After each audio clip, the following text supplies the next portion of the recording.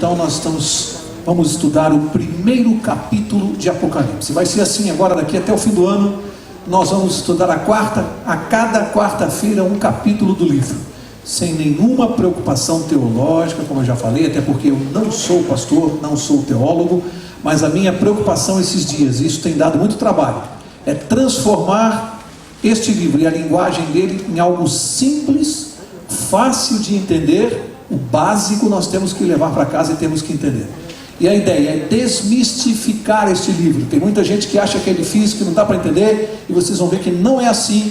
As revelações que estão aqui são muito fáceis de compreender, mas há uma condição que nós vamos estudar essa noite. Essa noite nós vamos ver um requisito logo de início agora, para se compreender esse livro aqui. A própria Bíblia fala deste requisito. Eu quero começar com alguma ilustração. Às vezes algumas pessoas me cobram: Mauro, por que você não conta mais aquela história tal? Eu falo: mas já contei isso tantas vezes. E alguns me dizem assim: mas a minha visita não ouviu. Tem visitas na igreja, você precisa contar de novo. Então quem já ouviu, vai ouvir de novo. E quem não ouviu, ouve pela primeira vez, né, pastor? Eu já estou cansado de contar algumas histórias aqui, mas se vocês realmente querem que as visitas ouçam, então nós vamos falar. Como eu vou falar essa noite, vamos falar um pouquinho do que se deturpa este livro, como se, em alguns lugares, como se tira do contexto que está escrito aqui, e às vezes se dá uma interpretação que não tem nada a ver com o que está na Bíblia. Eu me lembro daquela história do filho do pastor que fez 18 anos e pediu um carro para o pai. É muito comum, né? Jovens fazem 18 anos e querem um carro. E o pastor respondeu para o seu filho e disse assim: não, mas antes de nós conversarmos de carro, tem 3 coisas na sua vida que você tem que resolver. E o rapaz ficou olhando para o pai, e o pai disse assim: primeira, você tem ido muito mal na faculdade, as suas notas andam péssimas, você não estuda mais. E ele ficou quieto. Segunda coisa, você não lê mais a Bíblia, você falta aos cultos, a sua vida espiritual está péssima. E o rapaz abaixou mais a cabeça. E a terceira coisa é esse cabelo comprido horroroso que você usa. O jovem ficou quieto, virou as costas, saiu. 3 meses depois estava lá o pai, o pastor, lendo a Bíblia, e o rapaz se aproximou e disse assim: pai, dá para conversarmos? E o pai tirou o óculos e disse assim: pois não, meu filho, o senhor viu as minhas notas na faculdade no último trimestre? E o pai disse: vi, você melhorou muito, você está de parabéns, é outra coisa, esse trimestre realmente você melhorou muito. Aí o jovem disse assim: o senhor viu que eu já não tenho mais faltado aos cultos?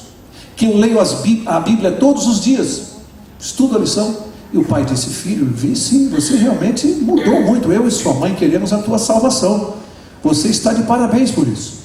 Aí o rapaz disse assim: pai, e agora? Qual é a desculpa para o carro? Não tem mais desculpa.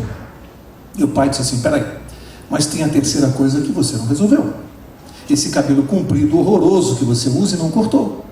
O rapaz já esperava, disse: ah, pai, eu sabia que você ia tocar nesse assunto, mas agora eu vou pegar o senhor. Este livro aqui, a Bíblia, o livro que o senhor me fez estudar e ler, que eu tenho lido e estudado, o senhor sabe o que eu descobri nesse livro aqui? Eu descobri que os homens mais fiéis a Deus de todos os tempos eram cabeludos, os mais fiéis, inclusive, principalmente, Jesus. E o pai respondeu: é verdade, e todos andavam a pé.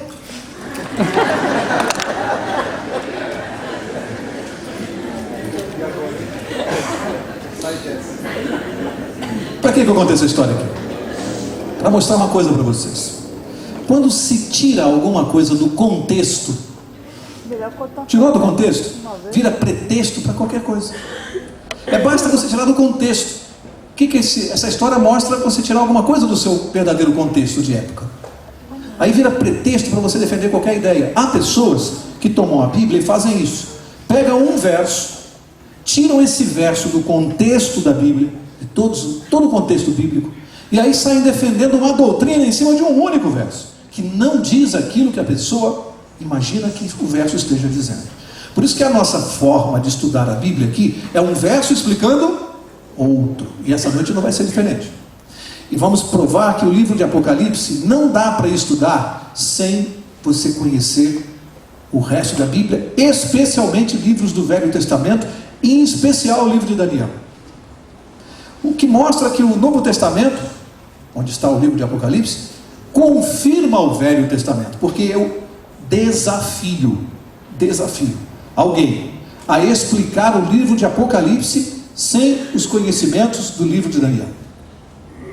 É impossível, porque há informações no livro de Apocalipse, primeiro, que confirmam o livro de Daniel, batem lá um carimbo de autenticidade, e depois, se você não tiver esse conhecimento daquilo, não só Daniel é um dos mais citados, há outros livros da Bíblia, especialmente do Velho Testamento, que são mencionados no livro de Apocalipse. Mas eu gostaria de perguntar a algumas religiões, aquelas que só reconhecem o Novo Testamento, há religiões que entendem que o Velho Testamento é uma coisa que era só para o povo judeu e acabou, não vale mais. O que vale é o Novo Testamento, depois de Jesus. Eu desafio estas religiões a explicarem o livro de Apocalipse sem o Velho Testamento. É impossível, não tem como. E é por isso que grande parte das religiões simplesmente não explicam o Apocalipse. Algumas até, eu já ouvi pessoas dizendo assim, para mim, me disseram, na minha igreja nós não estudamos o Apocalipse não. Não? Por quê? Porque o pastor falou que o Apocalipse não é para ser entendido, é só para alguns mestres, não é para os membros da igreja, o Apocalipse. Vamos ver se é ou não. Essa noite nós vamos ver se é ou não. Vamos ver se essa explicação está correta. Então vamos lá, Apocalipse verso 1, vamos estudar juntos aqui bem rapidamente, extraindo de cada verso o que ele tem de mais importante. Apocalipse capítulo 1, verso 1, diz assim: revelação de Jesus Cristo, que Deus lhe deu para mostrar aos seus servos as coisas que brevemente devem acontecer. Ele as enviou pelo seu anjo e as notificou ao seu servo João. Para aqui, nós vamos verso a verso essa noite, verso a verso. Algumas coisas que eu não posso deixar de falar. Apocalipse, a primeira palavra do livro diz que ele é o quê? Uma revelação. E aqui está o próprio significado da palavra Apocalipse. O que quer dizer Apocalipse? Revelação, é isso que quer dizer. E há pessoas que imaginam que Apocalipse significa um cataclisma, um desastre, uma destruição. Apocalipse não significa isso. Apocalipse significa revelação, é uma revelação de Jesus Cristo. Ora, se é uma revelação de Jesus Cristo, faz sentido dizer que não é para nós, é apenas para alguns eruditos? Faz sentido isso? Se é uma revelação de Jesus? Bom, primeira coisa, é uma revelação de Jesus. Quem deu essa revelação para Jesus? Diz aí o verso. Deus lhe deu. Então veja a participação primeiro de Deus, o Pai. Deu a revelação ao Deus Filho, Jesus Cristo. Jesus recebeu a revelação e entregou a quem? O verso diz: ao anjo. Ao anjo. Que anjo é esse aqui? Que anjo é esse que está mencionado aqui? Gente, não é difícil de descobrir. Qual é o anjo que participou das revelações para Daniel? Gabriel. Qual foi o anjo que revelou a Maria o nascimento futuro de Jesus? Gabriel. Que anjo você acha que atuou aqui no trono de Deus para trazer a revelação de Jesus? Gabriel. O anjo Gabriel. E o anjo Gabriel entregou para quem a revelação? Entregou a quem? Aqui tem uma sequência. Entregou a João. Estudamos na quarta passada. Por que João? Estudamos a vida dele e vimos que não foi uma coisa assim qualquer. João era uma pessoa que tinha íntimo relacionamento com Jesus, e ele recebeu essa incumbência, não foi à toa. Estudamos a vida dele e vimos que havia um sentido claro para ele receber essa revelação. E a seguir no verso 2, a Bíblia ainda vai confirmar isso para nós. Mas eu quero parar para falar para vocês um pouquinho qual é o objetivo da revelação de Jesus, que está no verso 1. O verso 1 diz qual é o objetivo. Vamos ler de novo? Revelação de Jesus que Deus lhe deu. Olha o objetivo: para mostrar a quem? Aos seus servos o quê? As coisas que brevemente devem acontecer. Por isso o livro é uma revelação. Mostrar aos servos de Deus, as coisas que brevemente devem acontecer. É importante você e eu pararmos na quarta-feira e virmos aqui, conhecermos as coisas que brevemente devem acontecer? É importante? Ou é melhor ficar em casa assistindo a novela? Revelação de Deus, dada a Jesus, que entregou ao anjo Gabriel, que entregou a João, para nós conhecermos o que brevemente vai acontecer. E você acha que a gente pode ficar fora disso aqui? Agora, o ponto que eu quero tocar é o seguinte, amigos, e eu vou tocar nisso com muito respeito. A Bíblia é clara que a revelação de Deus, a revelação do Apocalipse é para uma categoria especial de pessoas, não os eruditos. A Bíblia mencionou que categoria é essa. Para quem? A revelação é para os servos. E aí eu tenho duas perguntas: quem são os servos de Deus e o que vem a ser servo? Se nós não respondermos isso, fica difícil compreender. O que é ser um servo? Servo é quem? Serve. Serve a quem? A Deus. Quem são os servos de Deus? Aqueles que o servem. Quem são? Os discípulos, aqueles que seguem. Discípulos. E onde estão os servos de Deus? Aí na rua, na calçada? Onde estão? Onde se reúnem os servos de Deus? Na igreja. E eu quis chegar nesse ponto para dizer o seguinte: eu já conversei com pessoas que dizem assim: Mauro, eu não consigo entender não só o livro de Apocalipse, como eu não consigo entender outras coisas na Bíblia. Eu tenho dificuldade. E aí às vezes você pega, e não que você tenha algum poder especial, não, você pega e abre a palavra de Deus e lê a palavra de Deus para aquela pessoa 1, 2, 3, 10 vezes, e a pessoa continua não compreendendo. E não é que a pessoa tenha uma dificuldade mental, nem não tenha uma inteligência, não. Há um detalhe aqui: é que a revelação é compreendida por aquele que é servo de Deus. Então aquele que tem dificuldade de entender não só a revelação do Apocalipse, como as demais doutrinas bíblicas, tem que compreender esse verso aqui. A pergunta é: sou eu um servo de Deus? Por isso eu não consigo compreender os símbolos do Apocalipse. Olha do que nós estamos falando. A dificuldade de compreensão dos símbolos é porque a Bíblia diz que é para os servos de Deus. Aquele que serve a Deus compreende, não tenha dúvida que compreende. Não importa o nível de inteligência que a pessoa tem.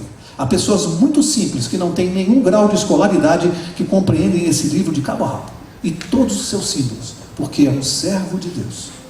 E o outro ponto é que os servos de Deus têm que estar na igreja. E nós vamos ver logo adiante aqui, se eu estou inventando isso. E eu já ouvi pessoas sinceras dizerem assim: não, Mauro, eu creio em Deus, eu sigo a Jesus, mas não há necessidade de estar numa igreja. Você já ouviu isso? Eu posso crer em Deus na minha casa, eu posso seguir a Jesus e ser fiel a Ele na minha casa. De acordo com o que nós vamos estudar essa noite, não pode não. Esse não é o plano de Deus. Para ser servo de Deus e segui-lo, tem que obedecê-lo. E a ordem de Jesus é que nós estejamos na igreja de Deus, e não na minha casa, e não sozinho. Eu não posso dizer que ando com Deus se eu não estou na igreja, porque o lugar do servo é na igreja. E aí começa o problema: a pessoa quer criar um evangelho particular. No evangelho dele não precisa de igreja. Eu tenho um canal de comunicação direto com Deus. Já ouvi isso. Eu não preciso da igreja, eu tenho um canal direto de comunicação. Um evangelho particular, à parte. Isso não é o evangelho de Cristo. Porque essa mensagem aqui, você vai ver essa noite, ela é para a igreja. E se eu estou fora da igreja, eu não recebo a mensagem. Portanto, onde é o lugar do servo de Deus? Na igreja. Não adianta criar um evangelho particular. O lugar é na igreja, com todos os defeitos que eventualmente ela possa ter. Mas o lugar do servo é na igreja. Isso está claro aqui na Bíblia. Verso 2. Olha o que agora Jesus vai dizer do João, do servo João.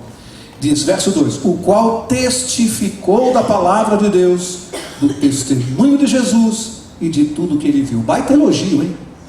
Baita elogio para João. Isso confirma por que ele foi escolhido por Deus para receber essa revelação, com 85 anos de idade.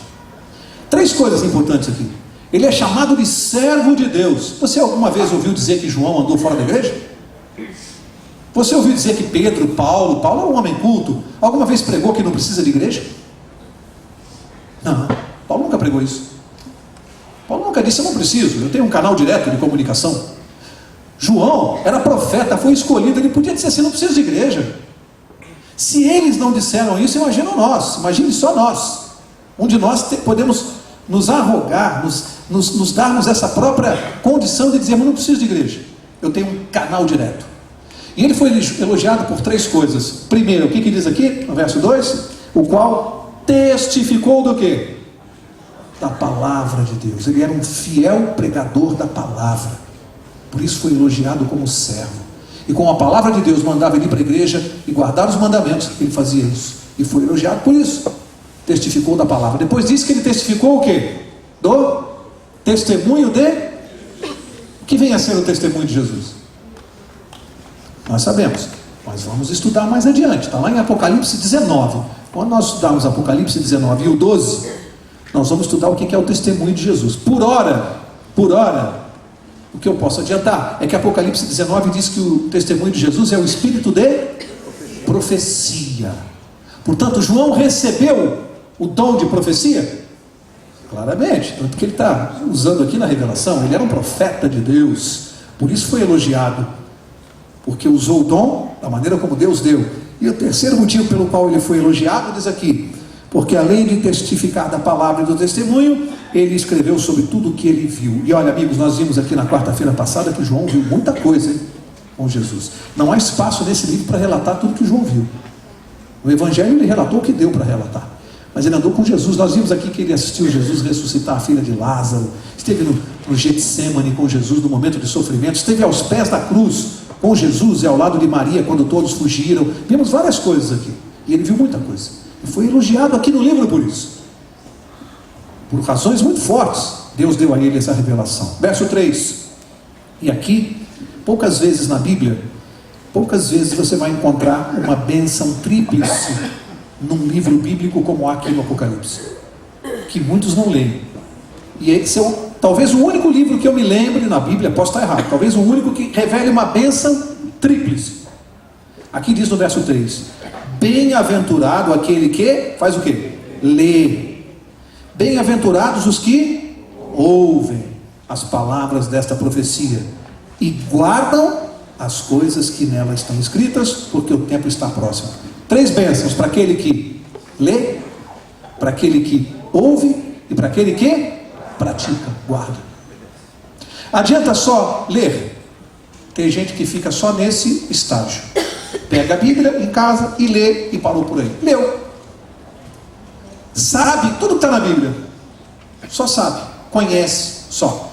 Aos que lê e ouvem. O que é ouvir? Por acaso algum ser humano não tem ouvido para ouvir? O que a Bíblia está falando daquele que ouve? O que é ouvir? Ler e prestar atenção. Mas não para por aí, esse é o segundo estágio. Qual é o terceiro estágio da bênção? É abençoado aquele que lê? A Bíblia diz que sim. É abençoado o que ouve? A Bíblia diz que sim. Mas qual é o último estágio? Aquele que faz, pratica. Esse é o ponto. Será que eu parei no segundo nível? Leio e ouço, mas não faço. Não faço ainda. Estou estudando se vou fazer ou não. A recomendação de Deus é o seguinte: leu, ouviu, faz. Faz, não fica esperando. Ah, mas ainda tenho dificuldade. Faça logo. Você entendeu? Faz. Pratica aquilo que você aprendeu de Deus. Por isso que tem 3 bem-aventuranças nesse livro: para o que lê, para o que ouve e para o que pratica. Eu pergunto, quando Deus diz que é bem-aventurado, será que Ele está brincando? Será que nós essa noite que estamos aqui lendo e ouvindo e praticando, tem alguma bênção para nós aqui essa noite? O que você acha? Você deixou outras coisas e veio buscar aqui a sua bênção. Eu não ouvi amém. Amém. Você veio buscar a sua bênção desta noite. Isso é uma promessa, gente. Não dá para brincar com isso aqui. Você está sendo abençoado nesse momento aqui. É uma promessa de Jesus. Você vai sair daqui e amanhã você vai descobrir que bênção foi essa. Mas você está recebendo.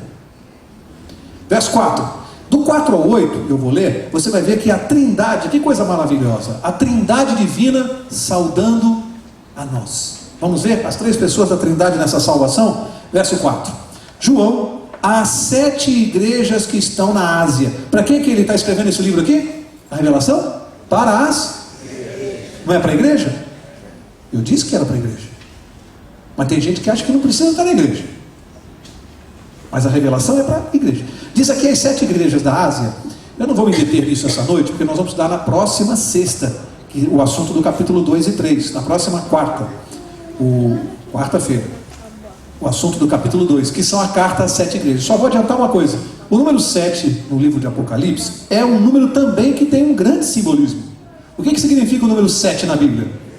Perfeição, plenitude. Então a carta às 7 igrejas não quer dizer que são apenas para as 7 igrejas da Ásia que foram mencionadas na Bíblia, também para elas. Mas você vai ver comigo semana que vem, com clareza, sem a menor dúvida, que as cartas não se referiam apenas àquelas 7 igrejas, mas que as 7 igrejas nominadas, indicadas, representavam 7 períodos da igreja de Deus na terra, 7 fases da igreja. Cada igreja daquela representava uma fase, um período da igreja de Deus até o nosso tempo. Você vai aprender isso quarta-feira que vem. É um estudo imperdível, não deixe de vir. E você vai ver como toda a história de Deus da igreja na terra e tudo o que aconteceu de certo e de errado estava profetizado nesse livro. Tudo profetizado aqui. Os 7 períodos da igreja. Em que período nós estamos? No 7. Portanto, está no tempo do fim? Nós estamos vivendo o último período da igreja, período da volta de Jesus, Laodiceia. Nós vamos estudar isso, tá? Por hora só vou mencionar isso. Segue no verso 4. João às 7 igrejas que estão na Ásia, graça e paz a vós outros da parte daquele que é, que era e que há de vir. Quem é aquele que era e há de vir? Deus. E da parte dos 7 espíritos que estão diante do seu trono. E eu pergunto agora, o que quer dizer isso aqui? 7 espíritos. Número 7. A primeira pessoa da divindade, da trindade divina, Deus o Pai. Agora a Bíblia fala de 7 espíritos, sendo que 7 é a perfeição e a plenitude. Está falando de que espírito? Espírito Santo de Deus, que é pleno, é perfeito. 7 espíritos. O espírito perfeito, pleno. O Espírito de Deus. O número 7 é simbólico. Verso 5. E da parte de Jesus Cristo, que é a fiel testemunha. Pronto, fechou a trindade. O Pai, o Espírito Santo e o Filho se apresentando aqui a João. E diz que Jesus é o primogênito dos mortos e príncipe dos reis da terra. Por que ele é o primogênito dos mortos? O que significa aqui o primogênito dos mortos? Ele foi o primeiro a morrer? Não. Antes de Jesus morrer, muitos outros morreram. E Jesus até ressuscitou alguns. O que significa primogênito em termos bíblicos? O mais importante, o mais eminente. Jesus é o primogênito dos mortos, porque ele foi o ser mais importante que morreu, que experimentou a morte. Primogênito nesse sentido, o mais eminente. E era assim no tempo de Israel. O primogênito nem sempre era o primeiro, mas era o mais importante. Isso há vários exemplos na Bíblia. Final do verso 5. Aquele que nos ama e em seu sangue nos lavou dos nossos pecados, e nos fez reino e sacerdotes para o seu Deus e Pai. A Ele seja a glória e poder para todos sempre. Amém. Verso 7, e surge aqui no livro de Apocalipse a primeira promessa da segunda vinda de Jesus, no Apocalipse. A primeira vez que já é mencionada a segunda vinda de Jesus, ou a volta dele. Diz assim: vede, ele vem com as nuvens, e todo olho o verá, até mesmo os que o trespassaram, e todas as tribos da terra se lamentarão sobre ele. Sim, amém. Aqui uma explicação. Estudamos aqui durante a classe bíblica, e eu não vou repetir agora, não dá, só rapidamente, o que acontece com os mortos quando Jesus voltar. E vimos aqui rapidamente que os justos que estão na sepultura, quando Jesus voltar, o que acontece com eles? São ressuscitados, transformados num corpo glorioso, arrebatados ao encontro de Jesus nos ares. O que acontece com os que estão nas sepulturas, mas são os ímpios? Aqueles que não creram em Jesus. O que acontece quando Jesus voltar? Nada. Permanecem onde estão, na sepultura, e ficam lá por 1000 anos. Já estudamos isso aqui. Mas a Bíblia está falando de uma outra ressurreição aqui, que nós chamamos de ressurreição especial. Quando Jesus voltar, além dos justos que serão transformados e arrebatados, diz que há uma categoria de pessoas que será ressuscitada para ver a volta de Jesus. Quem são? Os que o trespassaram, os que participaram direta ou indiretamente da morte de Jesus. Vamos citar aí Caifás, Herodes e tantos outros. Os que participaram, os soldados romanos que estiveram na crucifixão, os que participaram direta ou indiretamente da morte de Jesus serão ressuscitados para ver a volta dele. Essa é uma ressurreição chamada de especial. Está aqui, a Bíblia. Eu li alguns autores, alguns teólogos, que têm uma colocação interessante, e eu creio neles. Porque Jesus disse para Paulo, quando Paulo caiu do cavalo, quando Paulo perguntou: Senhor, quem és tu? Jesus respondeu o quê? Sou Jesus, aquele a quem tu persegues. Alguns teólogos acrescentam que, além daqueles que participaram da morte de Jesus, alguns entendem que todos aqueles que perseguiram Jesus ou o povo também ressuscitarão nesse momento. É uma colocação teológica interessante, que se estenderia àqueles que perseguiram Jesus. Enfim, eu estou relatando para vocês aquilo que li. Não sei exatamente se vai ser assim ou não, mas estou transmitindo aquilo que eu aprendi. Portanto, há alguns teólogos que entendem que essa categoria vai ser um pouco mais ampla do que somente aqueles que participaram da crucifixão em si. O que importa para nós não é a quantidade, é sabermos que vai haver um grupo especial de pessoas que, embora vão perder a salvação, um grupo que vai perder a salvação, serão ressuscitados para ver a volta de Jesus. É isso que interessa, essa é a informação que interessa. Segura. Verso 8: eu sou o alfa e o ômega, o princípio e o fim, diz o Senhor, aquele que é, que era e que há de vir, o Todo-Poderoso. Alfa e ômega, nós sabemos, são letras do alfabeto grego. Alfa, a primeira letra; ômega, a última. Por que Jesus citou este exemplo para falar dele? Porque ele é o princípio e o fim de todas as coisas, de A a Z do alfabeto. Aqui se refere a Jesus Cristo. Verso 9, para a gente avançar um pouquinho mais rápido. Verso 9: eu, João, agora eu vou falar dele, vai dar uma informação para nós, irmão vosso e companheiro convosco, no quê? Na aflição, no reino e na perseverança em Jesus. Estava na ilha chamada Pátimos, por causa da palavra de Deus e do testemunho de Jesus. Amigos, uma informação importante. Primeiro, João confessa que ele é nosso irmão numa série de coisas. Na nossa aflição, no sofrimento que ele também passou. No reino, que reino é esse? Aquele que Deus prometeu para nós e que nós aguardamos com fé e esperança. Ele diz: eu também vou estar lá com vocês, também sou companheiro de vocês na promessa, também aguardo por ela. E ele diz aqui que ele estava na ilha de Pátimos por causa da palavra de Deus e do testemunho de Jesus. Em outras palavras, ele estava na ilha de Pátimos preso, não estava de férias, não estava passeando. Lá, a ilha de Pátimos era um lugar onde eram enviados os principais presos políticos.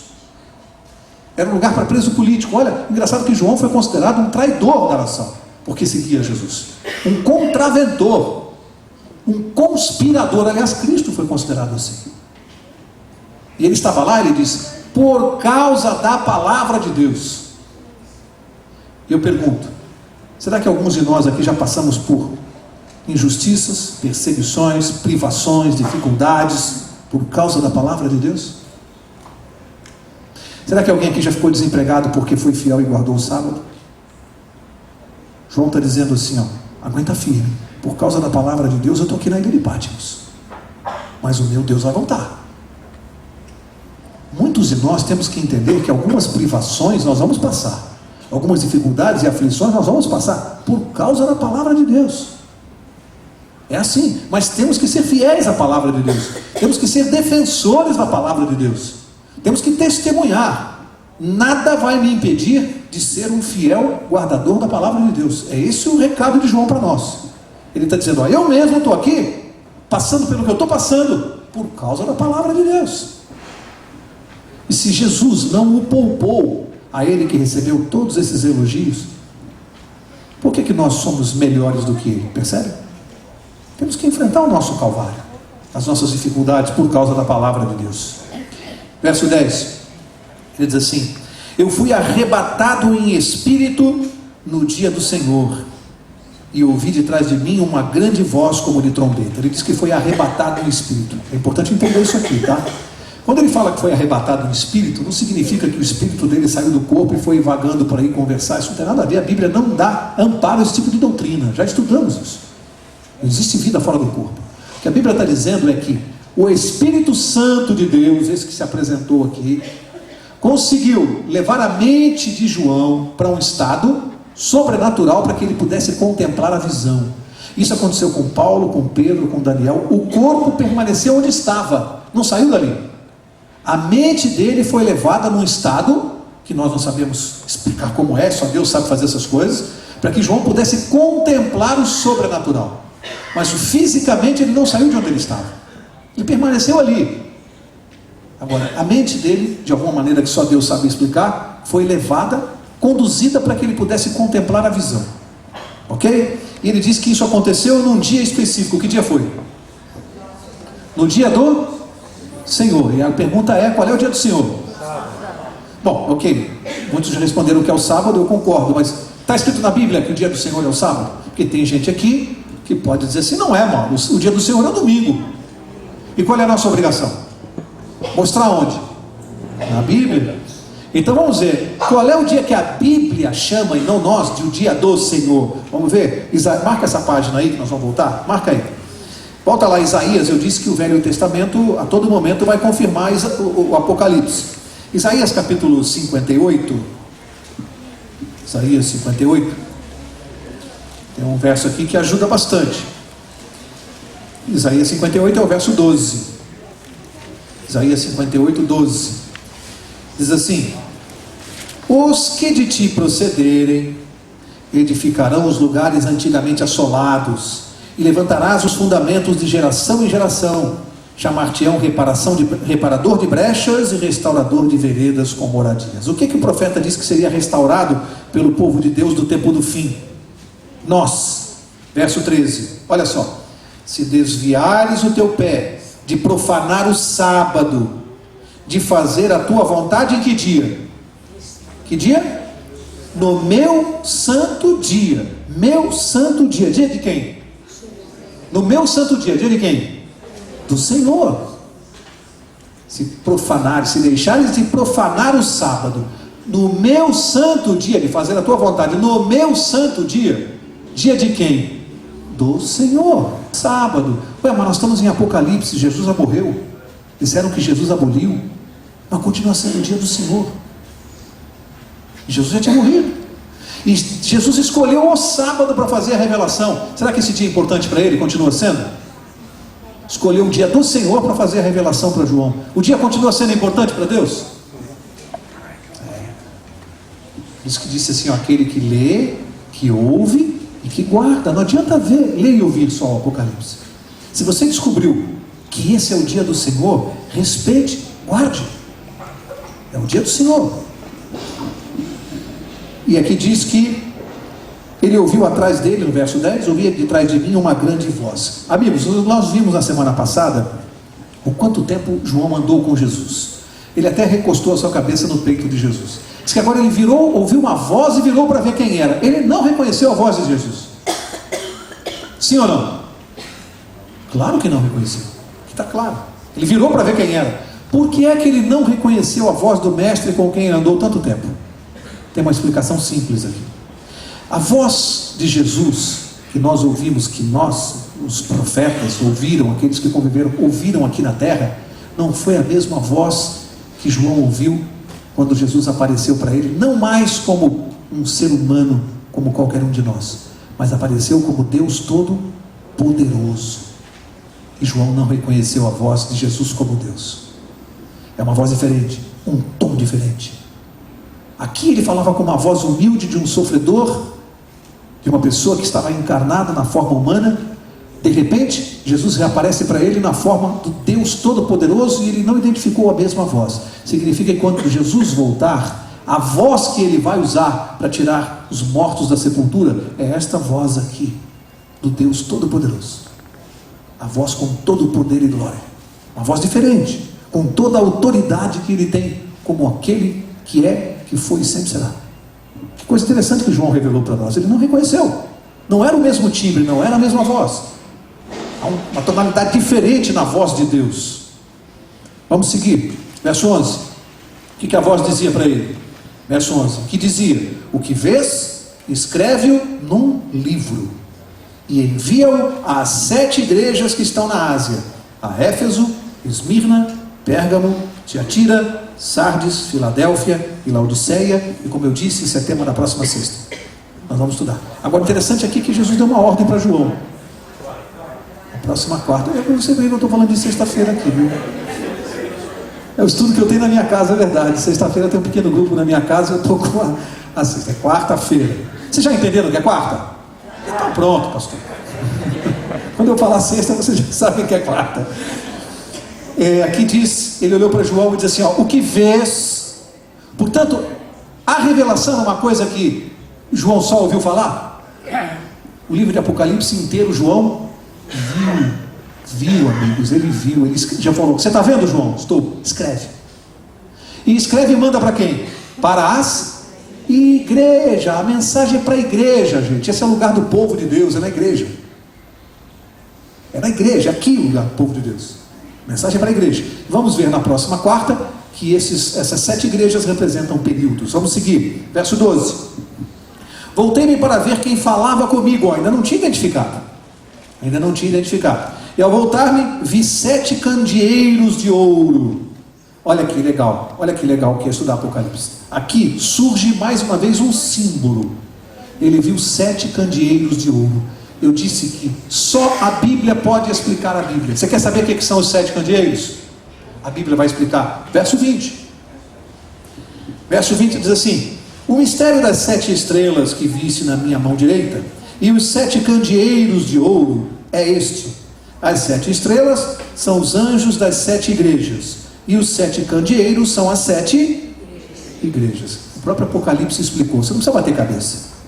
Ele se virou por causa da voz e ele viu 7 candeeiros de ouro. E Jesus está dizendo que esses 7 candeeiros representam as igrejas.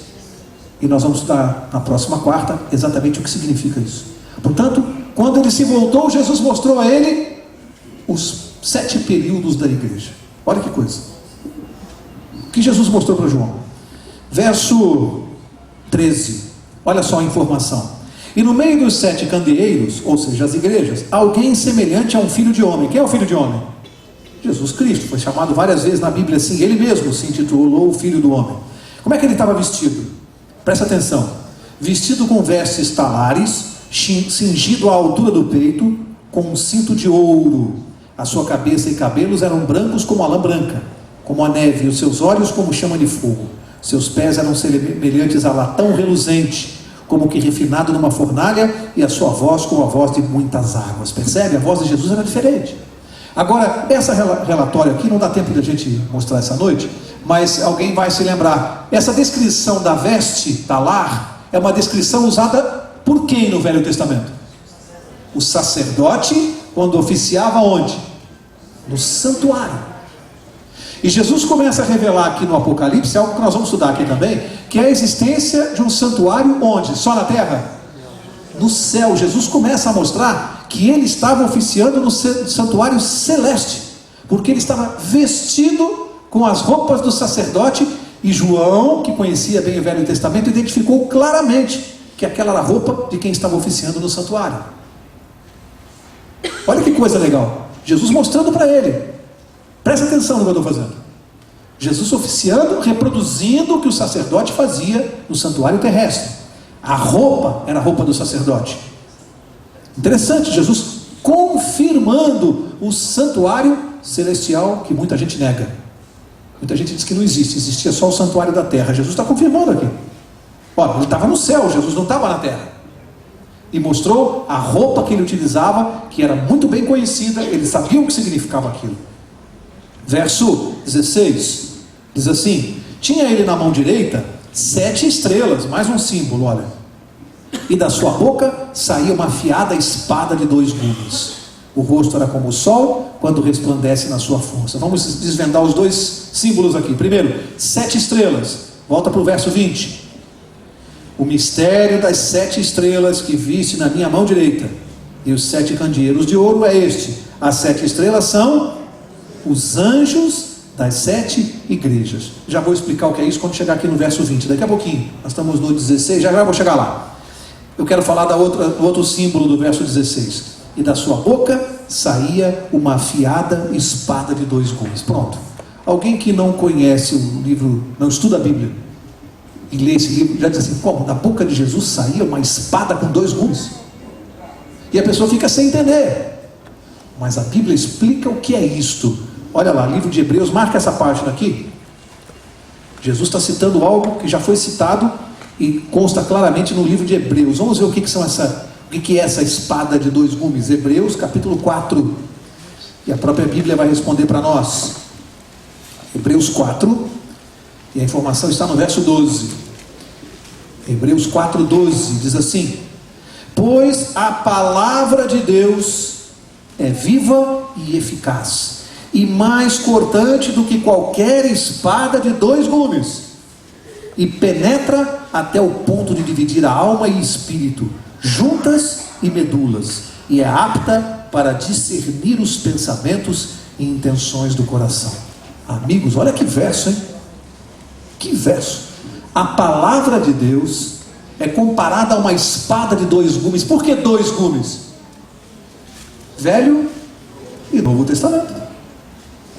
A Bíblia confirma o Velho e o Novo? Está aqui, ó, espada de dois gumes, Velho e Novo Testamento. Diz que ela é como uma espada, a palavra de Deus, que quando ela penetra, ela invade a nossa mente e vai até a medula e discerne até as intenções do coração. Brinca com a palavra de Deus.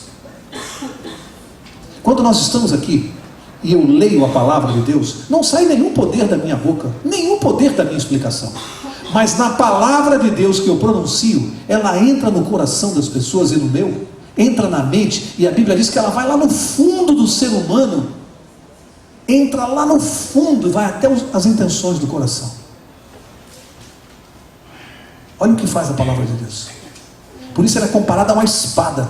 Então quando Jesus, volta lá, Apocalipse 1, quando ele se refere aos anjos, às estrelas da igreja, diz que ele também, da boca dele, saía uma afiada espada de dois gumes. Saía o que da boca de Jesus? A palavra de Deus. A palavra de Deus. Junto com as 7 estrelas que já vamos ver adiante. Verso 17. Quero começar a encerrar. Verso 17. Quando o vi, caí a seus pés como morto. Por quê, hein? Por que quando João viu Jesus, caiu aos pés como morto?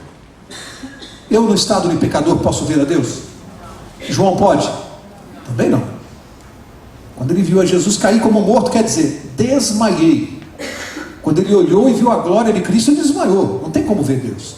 Mas Jesus interveio. Jesus interveio e disse aqui o que está no verso, está em seguida. Porém, ele pôs sobre mim a sua mão direita, dizendo: não temas, eu sou o primeiro e o último. E como eu gosto desse verso. Sabe por que eu gosto? Porque na hora que o ser humano está desmaiando com os seus problemas, Deus intervém e diz assim: não temas. Qual é o seu problema? Eu não sei o que trouxe você aqui essa noite, cada um de vocês, eu não sei, mas tenho certeza que cada um de nós tem pelo menos um problema sério. O recado de Deus essa noite é: não temas, eu sou o primeiro e o último, eu sou o alfa e o ômega. Não temas. Nada pode vencer o poder de Deus. Nada. É para você sair daqui confiante essa noite. Qual for o seu problema, ele tem uma data marcada para terminar. Tem data marcada. O seu problema tem uma data marcada. Jesus está voltando. Ele está dizendo: não tema, confie em mim. Nada pode vencer ao poder de Deus. E Jesus veio aqui, aparece para João e diz assim: escreve isso aí e conta isso para a minha igreja, para que não temam, confiem, tenham mais fé. Suportem esse finzinho, aguenta firme. É isso que Jesus está falando. Falta pouco, aguenta firme. Não tema, não tenha medo, não tem razão para ter medo. Verso 18, ele diz: eu sou o que vivo. Por que é importante isso, hein? Eu sou o que vivo. Porque olha o que ele vai dizer: fui morto, mas estou vivo para todo sempre. Eu tenho as chaves da morte e do inferno. Amigos, olha o recado de Jesus. Eu morri, vocês viram? Vi, mas eu estou vivo. Sabe por que eu estou vivo de novo aqui? Porque eu tenho a chave da morte e da sepultura. Hades, aqui onde aparece inferno, a palavra é Hades, que quer dizer sepultura. Jesus disse: eu tenho a chave da morte e da sepultura. Ou seja, aquilo que Satanás colocou na nossa experiência, que é a morte, Jesus diz assim: já foi resolvido isso. Eu estou com a chave. Ninguém que crer em mim vai permanecer na sepultura. Ninguém. E Jesus está dizendo: João, escreve e conta para eles, a chave está na minha mão. Ninguém que crer em mim vai permanecer na sepultura. Leve esse recado para o meu povo. É para você e eu termos medo da morte? Jesus disse: você tem medo da morte? Eu estou com a chave da sepultura aqui comigo. Que recado para nós. Ele disse: eu sou aquele que morri, mas eu estou vivo, porque eu venci a morte. E da mesma maneira que eu venci, você também, se crer em mim, vai vencer. É isso que ele está dizendo. Verso 19. Olha o que ele diz para João: escreve, pois, as coisas que tem visto, e as que são, e as que depois dessas hão de acontecer. Eu estava lendo isso aqui em casa, estudando essa semana, e fiquei imaginando que as revelações eram tantas e tão importantes. Eu imagino a cara de João quando viu Jesus com as chaves da morte. Ele deve ter ficado, olhando. Primeiro desmaiou, Jesus levantou, não tema, ele está ali, coitado. O que ele está vendo é muita coisa, é muita revelação, mostrando as igrejas, o tempo, tudo que Jesus está revelando para ele. Chega uma hora que ele estava tão distraído que é a terceira vez que Jesus fala assim para ele: escreve, você está esquecendo de escrever, João, escreve aí. Porque João parava, ficava: João, presta atenção, escreve. Tá, senhor, já vou escrever. Tá, então escreve. Põe aí no papel, senão você vai esquecer. Portanto, são revelações reais, concretas. Ele está vendo e está escrevendo o que ele está vendo para nós. E agora, para encerrar o último verso, o verso 20. O mistério das 7 estrelas que viste na minha mão direita, Jesus falando, e os 7 candeeiros de ouro é este. As 7 estrelas são os anjos das 7 igrejas, e os 7 candeeiros são as 7 igrejas. Amigos, eu quero terminar aqui dizendo o seguinte: que responsabilidade é esta aqui? Sabe o que Jesus disse? Ele disse que as estrelas são os anjos das igrejas. Nós sabemos o que significa anjo. Mensageiro. O anjo é mensageiro, quem leva a mensagem de Deus. O anjo é isso. Os mensageiros da igreja, quem são? Os que levam a mensagem de Deus. Esse recado de Jesus que mandou João escrever é para os dirigentes da igreja de Deus, os que levam a mensagem, dobrando a responsabilidade deles. Ou nossa.